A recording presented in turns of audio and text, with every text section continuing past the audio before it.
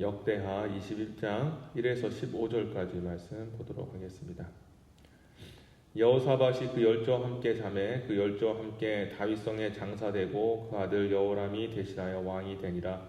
여호사밧의 아들 여호람의 아우 아사랴와 여이헬과 스가랴와 아사랴와 미가엘과 스바냐는 다 유다왕 여호사밧의 아들이라. 그 부친이 저에게는 은금과 보물과 유다 견고한 성읍들을 선물로 후히 주었고 여호람은 장자인 고로 왕위를 주었더니 여호람이 그 부친 위에 올라 세력을 얻은 후에 그 모든 아우와 이스라엘 방백 중 몇 사람을 칼로 죽였더라. 여호람이 위에 나아갈 때에 나이 32세라. 예루살렘에서 8년을 치리하니라. 저가 이스라엘 왕들의 길로 행하여 아합의 집과 같이 하였으니 이는 아합의 딸이 그의 아내가 되었음이니라. 저희가 여호와 보시기에 악을 행하였으나 여호와께서 다윗의 집을 멸하기를 즐겨하지 아니하셨음은 이전에 다윗으로 더불어 언약을 세우시고 또 다윗과 그 자손에게 항상 등불을 주겠다고 화하셨음이니라. 여호람 때에 에돔이 배반하여 유다의 수하에서 벗어나 자기 위에 왕을 세운 고로 여호람이 장관들과 모든 병거를 거느리고 출정하였더니 밤에 일어나서 자기를 에워싼 에돔 사람과 그 병거의 장관들을 쳤더라. 이와 같이 에돔이 배반하여 유다의 수하에서 벗어났더니 오늘날까지 그러하였으며 그때에 림나도 배반하여 여호람의 수하에서 벗어났으니 이는 저가 열조의 하나님 여호와를 버렸음이더라. 여호람이 또 유다 여러 산에 산당을 세워 예루살렘 거민으로 음란하듯 우상을 섬기게 하고 또 유다를 미혹해 하였으므로 선지자 엘리야가 여호람에게 글을 보내어 가로되 왕의 조상 다윗의 하나님 여호와의 말씀이 내가 내 아비 여호사밧의 길과 유다 왕 아사의 길로 행치 아니하고 오직 이스라엘 열왕의 길로 행하여 유다와 예루살렘 거민으로 음란하듯 우상을 섬기게 하기를 아합의 집과 같이 하며 또 너의 아비 집에서 너보다 선한 아우들을 죽였으니 여호와가 내 백성과 내 자녀와 내 아들과 아내들과 내 모든 재물을 큰 재앙으로 치리라. 또 너는 창자의 중병이 들고 그 병이 날로 중하여 창자가 빠져나오리라 하셨다 하여라. 아멘. 자, 오늘은 화가 아닌 복된 길이라는 제목으로 말씀 전하겠습니다. 자, 오늘은 유다왕 여호사밧의 아들 여호람에 대한 말씀입니다. 여호사밧이 죽은 뒤에 여호람이 그 아비 여호사밧을 대신해서 유다의 왕이 되었습니다. 선한 왕이었던 여호사밧 왕에게는 아들들이 많았는데 장자 여호람, 오늘 이제 본문에 나오는 여호람은 왕위를 물려주었고요. 남은 아들들은 은금, 보물, 유다의 이 견고한 성읍들을 나누어줬다라고 이렇게 기록이 되어 있습니다. 보통은 이제 왕위를 이어받을 왕자에게 왕위와 더불어 이제 선대왕이 가진 모든 소유를 다 나눠주는 게 일반적이죠. 그런데 왜 여호사밧은 이 남은 아들, 이제 왕을 이제 큰 아들에게 왕위를 물려주고 남은 아들들에게 은금, 보물과 유다의 견고한 성읍을 이렇게 나눠주게 됐는가라는 것입니다. 본문에는 나와 있지 않지만 우리가 여러 정황을 통해서 우리가 한번 예상해 볼 수 있는 게 뭐냐면 이 남은 아들로 가장 맏형인 여호람에게 반역하지 말라, 가진 것을 족하게 여기면서 살라라는 그런 아버지의 그런 의도가 아니었을까라는 생각이 듭니다. 보통 동생들 중에 좀 잘난 동생이 있거나 세워진 그 왕이 좀 못해서 밑에 있는 동생이 내가 왕이 되었을 텐데 하고 이렇게 해서 이제 반역을 하는 경우가 있고요. 또 아니면 너무 억울하게 우리는 똑같이 왕자들인데 왜 이렇게 우리는 아무것도 없는가 하면서 또 반역하는 경우도 있고. 어쨌든 이 반역이 정말 어렸을 때는 같이 이제 왕자들이 지내지만 한 사람이 왕이 세워지면 다 보면 잠재적인 이제 다 적군들이고 그러니까 결국에는 위협이 되는 것이죠. 아마 그것을 알았던 여호사밧 왕이어서 그런지 모르겠지만 아마 그 아들들에게 재산을 나눠주면서 이것으로 만족하고 뭐 반역이나 뭐 배반하는 일들 절대 하지 말라. 아마 그런 의도로 그런 어떤 은금 보물, 유다의 견고한 성읍을 주지 않았을까라는 생각이 듭니다. 자, 그런데 안타깝게도 여호람, 이제 왕이 되었던 여호람은 아버지 여호사밧의 왕의 깊은 뜻을 헤아리지 못했던 것 같습니다. 동생들에게 이렇게 재산을 나눠주고 했다면 아버지께서 화목하라는 뜻이구나. 아무리 동생을 이제 뭐 잠재적인 또 모반 세력이라고 생각할 수도 있겠지만 그래, 아버지의 뜻은 서로 화합하고 하나 되라라는 그런 의도로 생각을 했어야 되는데 그렇게 하지 못했던 것입니다. 왜냐하면 오늘 본문을 보니까 여호람 왕이 유다의 왕으로 등극을 하자마자 자신의 모든 아우들을 칼로 쳐 죽이는 아주 그런 악행을 저지르고 말았기 때문입니다.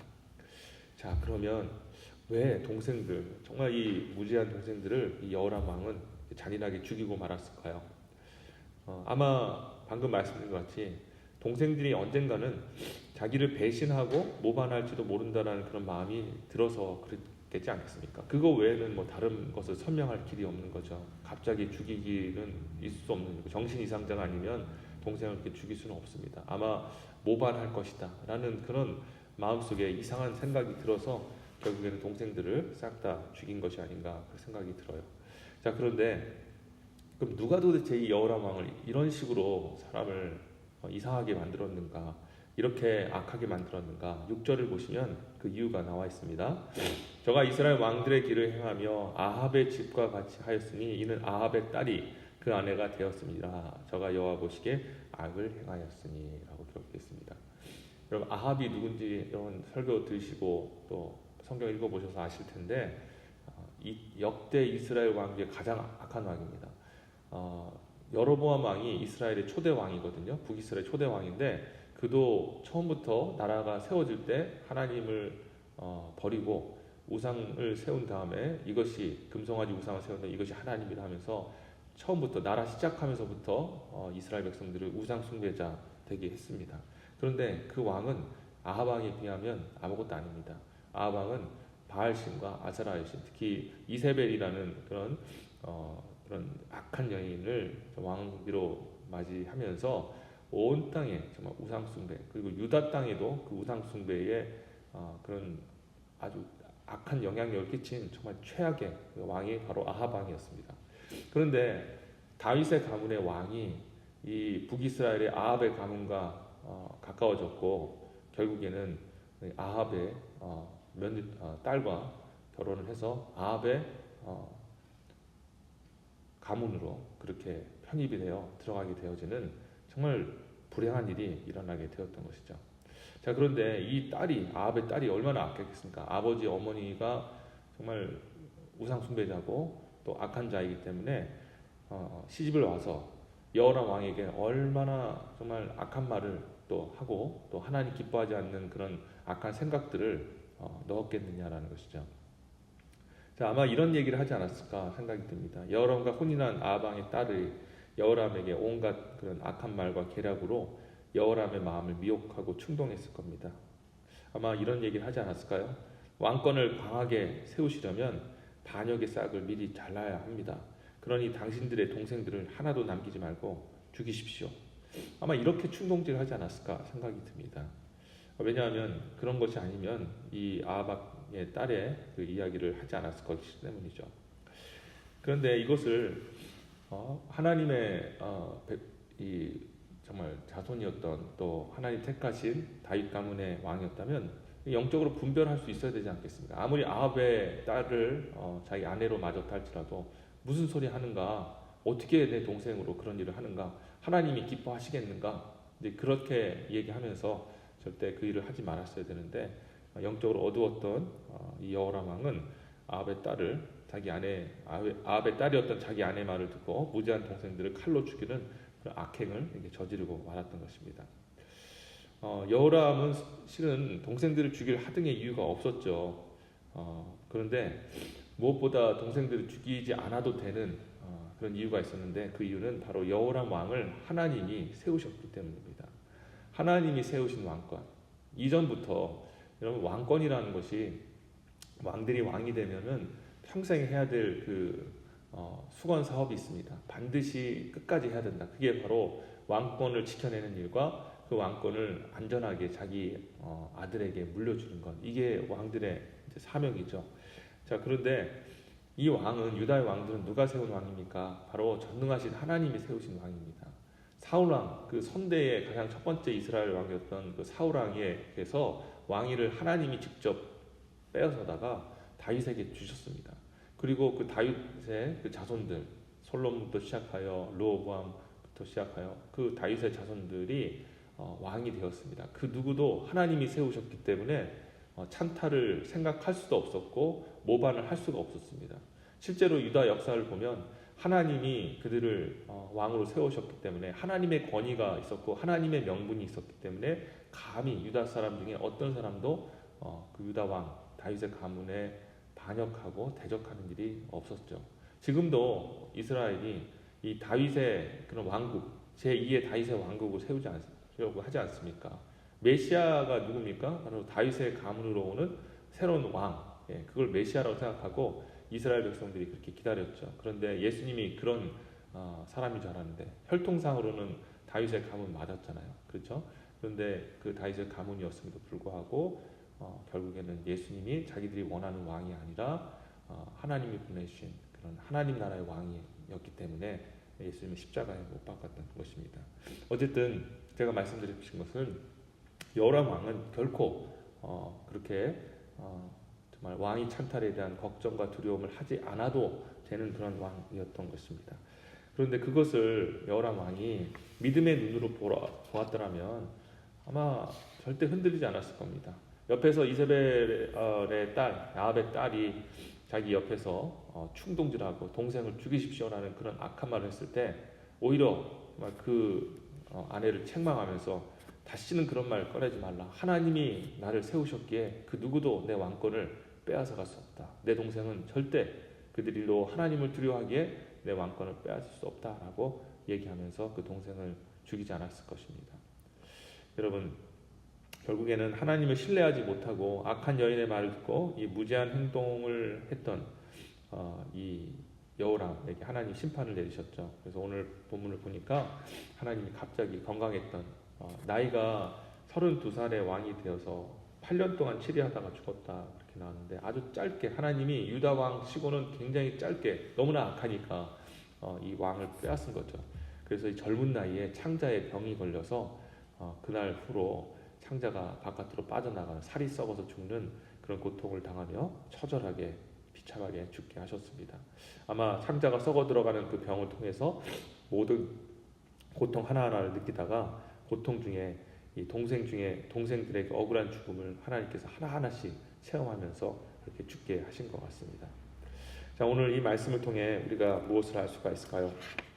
우리는 그 무엇보다 하나님께서 우리를 선한 길로 인도해 주실 것을 우리가 믿어야 한다라는 것을 우리가 이 본문을 통해 알 수가 있습니다. 여호람 왕이 하나님께서 나를 유다 왕으로 세우셨으니 그 위를 하나님께서 끝까지 지켜주실 것이다. 하나님이 지금까지 나로 왕 되게 하셨으니 앞으로도 왕으로 살게 하실 것이고 왕으로 마무리하게 할 것이다 라는 그런 하나님을 신뢰하는 전적인 믿음이 필요했습니다. 하지만 여호람은 하나님을 신뢰하지 않았습니다. 자, 우리도 똑같습니다.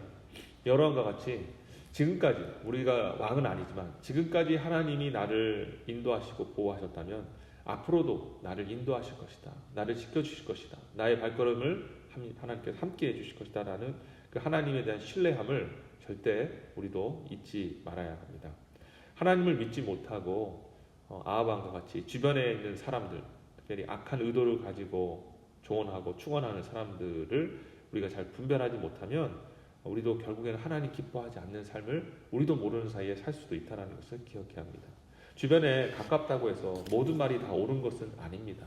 심지어는 같이 사는 가족의 말이라 할지라도 이 말이 그 악에서부터 그 마음속에 죄악에서부터 시작되어진 악한 말일 수도 있습니다. 겉으로는 우리에게 좋은 말이고 위로해주는 말처럼 들리지만 영적으로 볼 때 이것은 하나님이 절대 인정할 수 없고 기뻐하지 않는 그런 말이라는 것을 우리가 때로는 구별할 수 있는 능력이 있어야 된다는 거죠. 예를 들어서 우리가 살다 보면 다른 사람과 어떤 관계에 어려움이 생기지 않습니까?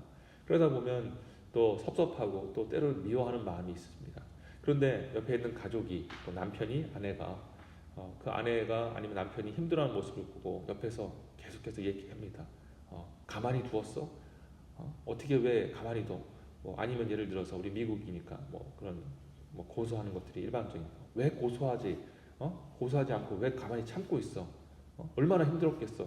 그러니까 당신의 그 분노를 쏟아내 하면서 마치 위해 주는 것처럼 하지만 그러나 더 문제를 키우고 또 하나님 기뻐하지 않는 그런 길로 가게 하는 그런 음성들이 우리 주변에 가까운 사람한테 들릴 수가 있다니까요.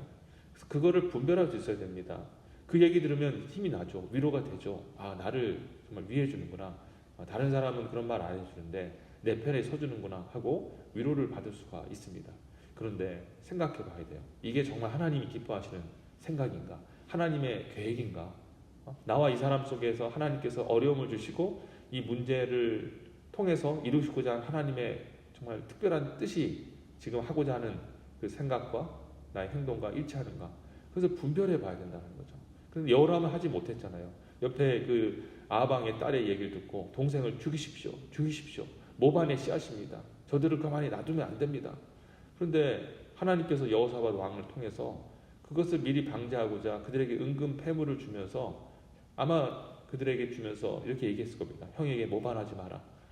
형이 좀 부족한 모습이 있어도 너희가 도와줘야 된다. 너희가 지금 이 나에게 성읍을 받고 성읍에서 주인 노릇하며 이렇게 은금을 있으니 왕과 다를 바가 무엇이 있느냐. 그러니 너는 그렇게 하면 안 된다. 라고 아마 그렇게 교훈하지 않았을까. 왜냐하면 여호사밧 왕은 굉장히 선한 왕이었기 때문에 그렇습니다. 그런 의도가 있었음에도 불구하고 아마 그것을 알고 있었을지도 모릅니다. 여호람 왕은. 그렇지만 옆에 그 죄악된 하나님 기뻐하지 않는 그런 사람의 목소리를 듣고 결국에는 동생을 죽여서 하나님께 심판을 받아 비참하게 말로를 마무리하는 그런 인생을 살고 말았던 것이죠. 우리도 그렇게 살면 안 될 줄 믿습니다. 오늘 이 아침에 여러분들이 하나님께 나와서 말씀으로 기도하고 나아가는 것이 바로 하나님의 뜻을 또 깨닫는 것이고 세상에 이 분별력을 얻는 것입니다. 오직 하나님의 합당하신 뜻이 무엇인가? 하나님께 기쁨이 되는 게 무엇인가? 하나님께 영광이 되어지는 것은 무엇인가? 하나님의 성품에 합당한 것이 무엇인가를 여러분들이 말씀을 통해 또 말씀 붙잡고 기도하게 되면 깨달아 알게 됩니다. 진리를 알지니 진리가 너희를 자유케 하리라 하였습니다. 진리가 우리 마음속에 들어오고 우리 영혼에 임하여서 체화가 되어지면 우리도 언젠가 알게 모르게 모든 것을 진리로 분별할 수 있는 그런 능력이 생기는 겁니다. 이건 아니야. 이건 하나님 기뻐하시는 일이야. 이건 나에게는 좀 불편한 일이지만 이건 해야 돼. 하나님이 기뻐하시는 일이니까. 이것을 가지고 살아가게 될 때 우리는 하나님께 인정받고 복받는 인생을 살아갈 수가 있는 것입니다. 여호람과 같이 나중에 하나님 앞에 심판받고 징계받는 인생 되지 말고 날이 갈수록 복받는 그런 인생을 살게 되시길 바랍니다. 현명하게 지혜롭게 하루하루 판단하시고 하나님 주신 지혜로 우리가 원하는 길이 아니라 하나님이 원하시는 길을 꼭 살아가게 되시기를 다시 한번 주 예수 이름으로 축원합니다. 기도하겠습니다. 하나님 감사합니다. 오늘 이 말씀을 통하여서 또 하나님의 크신 은혜를 주셔서 감사합니다. 여호람 왕의 이 악행을 정말 옆에 있는 그런 죄악된 사람의 소리를 분별하지 못하고 들었기 때문입니다. 하나님의 뜻과 하나님의 의도와 하나님의 생각이 따로 있을지인데 우리가 그것을 알지 못하고 파악하지 못했습니다.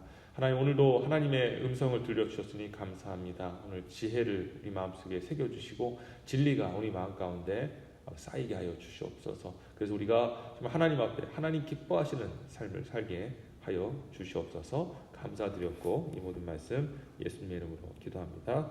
아멘.